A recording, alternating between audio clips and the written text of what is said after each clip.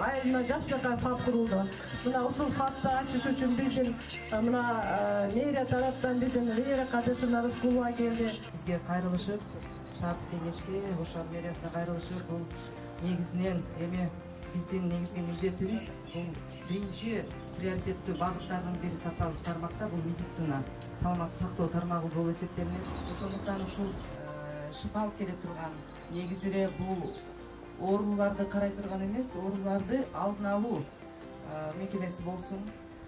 Оорубаңыздар, эч убакта ушул биздин элибиз, калкыбыз ар дайым саламаттыкта болсун. Мындай факт канча жерде жок. Караң, эң сонун таза, тыка, резервуарында жакшы курулду.